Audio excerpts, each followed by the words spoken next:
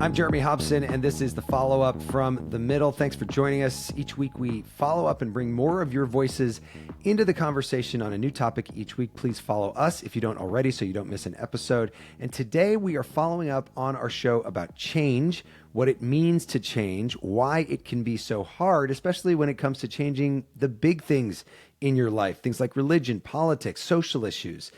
We were delighted by what we heard from our listeners. We have even more voicemails to get to, which is great. And we are joined right now, once again, by the author of You've Changed, The Promise and Price of Self-Transformation, Benoit Denizet-Lewis. Hey, Benoit. Hey, Jeremy. So, first of all, why did you decide to write a book all about change? A good question. I think with a lot of my work, there's sort of a personal element. So I was looking back at my life and trying to get a handle on the ways that I had tried to change. Initially, that was addictive behavior. Then it moved into sort of other areas of my life. So I was really interested in, both looking at how I had changed and not changed. And then over the period of working on the book for about 6 years, I tried all kinds of change techniques to sort of further try to change myself and see sort of what was possible. And then on a journalistic sense, I was really interested in these disorienting last 10 years, which have seen probably the most identity shifting claims of transformation, often around politics and gender, but about other things as well. The most identity shifting since the 1970s, which was another period of big social change, political disillusionment.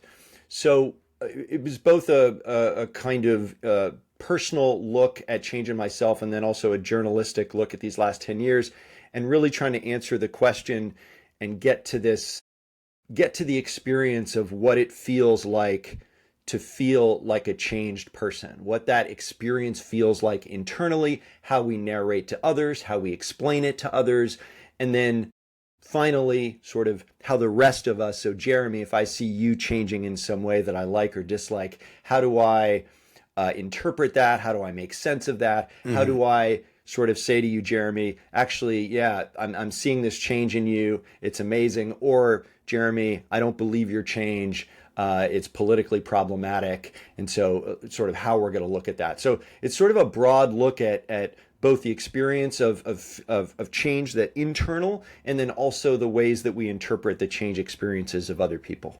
Do you think that most of the changes that humans experience are because of something that they wanted to change, as opposed to a change that just happens and they have to deal with it? Well, so I think that's a fabulous question, and I think it's both, and I'm interested in both, right? We have this idea often that we are driving the bus of our transformation and with the right metrics, and we have the right goals, and we can reach this and we can reach that. And there's certainly a lot of truth to the idea that having a sense of how we'd like to change or what we'd want out of any kind of experience, whether it's a psychedelic experience or a transformation workshop or just therapy. It's great to have a sense of what we would like to change. At the same time, as the book really explains, much change happens to us that is involuntary. Most personality change, in fact, is not because we want to shift our personality in some ways. It changes with aging. It changes with circumstance in life. We experience profound confusing epiphanies or aha moments, and those can be wonderful. They can also be disorienting. More and more people are experiencing change moments on psychedelics. So there are all kinds of ways that we can try to sort of drive the bus, be at the wheel. And then there's a way in which there's like no bus or wheel to drive. And there's a kind of sense that we change in some mysterious ways. And, we become our parents in some ways. I've certainly experienced that sort of turning many ways into my father. And that was not something that I had intended. Well, and there were so many people all around the world that were changed dramatically by the COVID-19 pandemic in so many different ways, and that was not something of their choosing. We heard from a lot of listeners about politics. I want to listen to two of them right now because a lot of people have changed their politics over the course of time. Some people who have become more conservative, like this caller. David, live in Wilmington, New York. Prior to high school, I didn't recall having much of any political opinion. When I entered high school, I progressively was caught up in the progressive ideology. And my youngest son died of a heroin fentanyl overdose, so I voted for the first time in my life for Donald J. Trump and went ultra-conservative, hard right, rediscovered God, went back to church. Here I am, 75 years old. We also heard from people who moved in the opposite direction politically. Listen to this. My name is Barbara. I live in Colorado Springs, Colorado now. As an elderly woman, over the years, I decided I was probably a Republican. So my very first vote went for Eisenhower.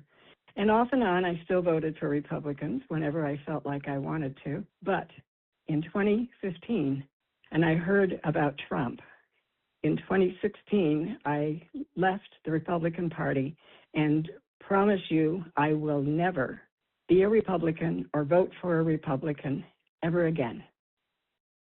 So, Benoit, two different experiences there, but let's talk about that first caller who talks about a life tragedy that pushed him in a more conservative direction. How common is something like that, a tragedy that leads to a whole change in mindset? Well, it's a fascinating, that is a really fascinating caller, and I thank him for sharing that experience. One of the things that's so interesting about so many political identity changers is that they tend to downplay the emotion of it, and they explain it as a kind of intellectual, well, finally, I did the math and I realized that my party was wrong. What's slightly unusual about that first caller is really a very clear sense of I had this tragedy, huge emotion around it. He doesn't quite explain why he decided, why the sort of connection between the tragedy and then voting, for Donald Trump happens. But clearly in his case, there was a tremendous kind of emotion. And we do see that with many political identity changers. There were a whole number of them during the pandemic who expressed some reservations about how they saw the left dealing with that, or they wanted schools to be open sooner. And some of those folks felt that they were shamed by the left, and we saw a number of them move to the right. So there was clearly some emotion, some shaming that happened there that often causes people to move. Your second caller, now that's a much more common experience. There are a whole subset of lifelong identified Republicans who left the party because they found Trump so abhorrent as a candidate. So that's a kind of thing that we saw a decent amount of. And in my chapter on political identity change, I really explore people moving in both directions. I write about a young conservative activist who turned into a Democrat. And then I write about a friend of mine who sort of described himself as a tree-hugging socialist who over the years, because of his frustration with what he would call wokeness, moved to the right. So, these last 10 years, Trump, we can't overstate how much Trump has complicated coalitions and has sort of caused this left-right divide is a little less clear than it always has been, and Trump has really complicated that. Well, I think back to a friend of mine from college who grew up in a liberal family outside of Chicago, went to college, got out of college, went to law school, and finished law school just as the financial crisis started. So his first job in a law firm, he gets laid off within months, can't get another job for years, and eventually turns into a hard right Republican because he was so angry at what he described as the Obama economy. It was just like this. These are the situations that occurred during his experience. And as a result of that, he changed his politics. We did hear from a lot of people about personal changes that did not have to do explicitly with politics. Listen to this caller. Hi, my name is Maya. I'm calling from Los Angeles. My comment is about gender identity, and I wanted to let you know that most people who change their gender identity marker on their documents or are able to don't actually feel like they're changing their gender. They feel like they're actually finally realigning their documentation or maybe their external presentation with their actual gender that has been their gender from the start. What do you think about that? And how did you, as you talked about gender identity in your book, how did you sort of reconcile that idea? Yeah, I mean that's a tremendous point. There's a way in which that's not seen as among some trans-identified folks, that's not seen as a change. It's seen as a kind of finally the sort of lived truth, the truth coming forth. I think what interested me, there were two things that interested me in writing about gender transition, change. I spent time with one young woman who transitioned around 19 or 20, if I'm remembering, and thought of the transition. What I found so fascinating about her transition was this sense of it was part of this larger attempt to kind of improve her life and to sort of be a better person in her sense. So it was combined with these other things, which I found really interesting. And she struggled in a really thoughtful way about the question of like, okay, so I have a new gender identity, and what does that mean in terms of the person that I used to be? What part of that person is still me? What part of that person is not me anymore? And so this question of what stays the same and what changes comes up in all kinds of transformations and identity transformations, but is really present with gender transitioners. And the use of the word dead name for it, which is the common, often used word for one's given name, is we can, that's a strong word. And for some trans people, that word actually makes absolute sense. That previous person is considered dead in some ways. It also really clarifies the stakes here and makes it so clear. It's their attempt to say, do not misgender me. And that the word dead name is a kind of way to signal how important that is. Other trans folks had a sort of different understanding. They were like, that I don't resonate so much with that word. So it was an interesting thing to talk to all kinds of trans folks about that. Why do you think, though, that particular change, transitioning, is so difficult for so many people to accept when it doesn't affect them personally? They don't like the fact that other people are transitioning. I mean, that is a very complicated question.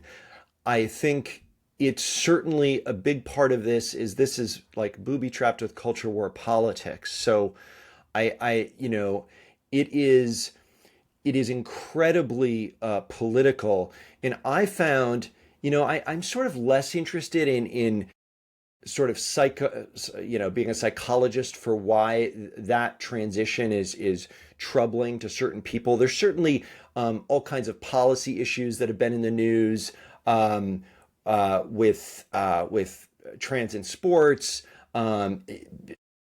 youth gender medicine. So there are these issues that are, and the right and Trump certainly leaned into this for his presidential sequel. I mean, he really leaned heavily into this essentially fear-mongering around trans issues. I was really interested of the experience of trans people, how the political opinions of other people shaped or complicated this thing that felt very personal to them. It felt like this was, that's what complicates so many of these identity transformations, is that they are deeply personal things. They're felt as deeply personal, but they're absolutely cultural and political. So this experience of changing in some way feels really scary and dangerous, and the all of us who change in some way our identity, we do need buy-in from the people around us. That buy-in is so important, and that becomes became increasingly difficult for many trans people who are considering transitioning or who transition and then consider detransitioning, is another sort of, it's been described as a kind of political football. So these experiences that are, these are human beings going through experiences, but they're deeply political. If you find this conversation interesting, make sure to follow us on Spotify. We're going to be back with more with author Benoit Denizet-Lewis in a moment. Welcome back to The Follow-Up. I'm Jeremy Hobson. I'm joined by Benoit Denizet-Lewis, author of the new book, You've Changed: The Promise and Price of Self-Transformation. And let's get to another caller that gives you some hope for future generations. Listen to this. My name is Isai. I'm calling from Sun Prairie, Wisconsin. And the change in my life has actually been going back to less technology. I recently switched to a flip phone with no access to the internet, and now for music, I'm using my iPod. Using iPod for music, what a novel thought. And, we've been hearing about younger generations, Generation Alpha, going away from the phone addiction that the rest of us are all dealing with. But what do you make of that? And like changes that people make to just try to make themselves a better person, whether it's about, losing weight, exercising more, or getting away from the phone. Yeah, the phone thing is huge. We talked about it briefly, but, it's so many of my students, and I teach college, so many of my students are reckoning with it and talking about it as two of my students referred to it as crack. That this is, and, there's this way over the last few years, which I think has been fascinating to watch, like older people, like talk about young people as if young people are sort of uniquely tethered or addicted to their devices. When I think a lot of us older people could stand to sort of look in the mirror on this issue and look at the ways that we are tethered and addicted to our devices. But, I have a good friend of mine who's through the last 20 years has never gotten rid of his flip phone. And he is so excited. I saw him the other day. He said, Benoit, the world is coming around to my point of view. I never left my flip phone. I mean, this is weird though, because he has to call the taxi when he wants to come. He has to call the taxi company. There's all kinds of ways that's challenging and difficult. But young people are trying to figure out how to live right now. This is a really scary time. High anxiety, high depression, high loneliness. It's a really, really scary time for a lot of people, the world that we live in right now. And my students, I think just like all of us, are trying to figure out the ways that we can best live and best serve others, right? If we're tethered to our phone all the time, does that mean we're not going to sort of focus on our friends as much or help our friends? The one thing I will say on that is they are trying to figure out, okay, if I get rid of my phone, one way that I communicate with everyone, many people still have their devices. So will I feel too alone if I get rid of my phone? And that's another concern. But absolutely, this caller is one of a growing trend of young people who are, I think, really leading the way on this issue. And I wish that I hope for more of us that we could follow. Yeah. All right, well, let's get to one more voicemail. Listen to this. Yeah, my name is Ryan from Utah. And over the last really 3-4 years, my wife and all of our kids' lives have significantly transformed as a result of a terminal cancer diagnosis that my very healthy 49-year-old wife Natalie had. We would tell you today that if we could go back when she got diagnosed and wave a magic wand and not be diagnosed, we would not trade that for the transformation that we have had that still leaves her in a very vulnerable position. She may be gone tomorrow or here for another 10 years. We don't know, but we wouldn't trade it for anything. Wow. Really interesting to hear that, the closeness, I guess, that the family has experienced as a result of that diagnosis. Yeah, that's a really powerful idea. And I wish there had been a second part, which is sort of what had shifted, right? What the diagnosis had shifted. I mean, what we hear and what I heard in talking to people who had undergone a kind of, whether it was an actual death or the potential of death for themselves or other people, is those are deeply transformative moments and experiences in a way that is almost supersedes any kind of other change that we can fathom. It forces us to reckon with our own mortality. It forces us in many ways to appreciate what we have in a way that's hard to do without the actual tragedy or fear of imminent death. So these things that occur to us, again, this is another example of the ways in which many of the changes that we experience are not coming from ourselves. It's the world hitting us with this or that.